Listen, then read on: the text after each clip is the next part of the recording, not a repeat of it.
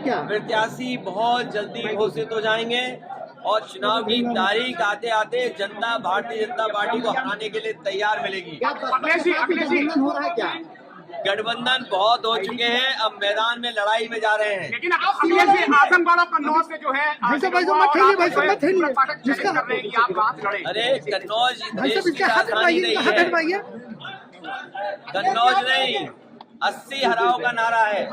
BJP हटाओ लोकतंत्र बचाओ, बीजेपी हटाओ संविधान बचाओ, बीजेपी हटाओ नौकरी पाओ, बीजेपी हटाओ रोजगार पाओ। ये चुनाव में लड़ाई जाता है, चुनाव इसीलिए आते हैं कि लोग लड़े चुनाव।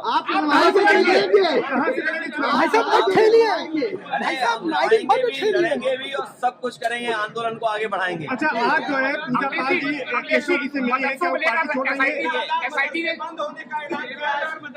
जो राजनेता हैं या राजनीति करने वाले हैं, हम सब सम्मान के लिए राजनीति करते हैं।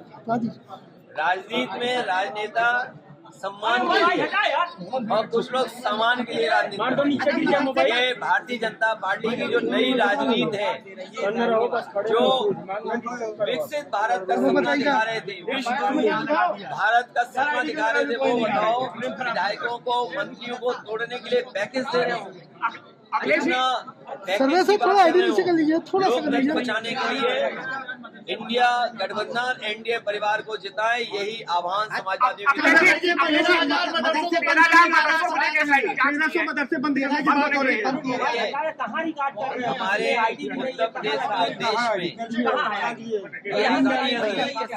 पढ़ाई जाए, मदरसों में पढ़ाई उनके हिसाब से की जाए। मदरसा बोर्ड है और जिन परिस्थितियों में संस्कृत बोर्ड बना होगा, संस्कृत विद्यालय बने होंगे, ये केवल मदरसे बंद नहीं कर रहे हैं, ये संस्कृत के विद्यालय भी बंद कर रहे हैं। जो सुविधाएं नेताजी ने, समाजवादियों ने संस्कृत के शिक्षकों के लिए, गुरुओं के लिए या संस्कृत की संस्थाओं के लिए दिया था, उसको भी छीन रहे हैं।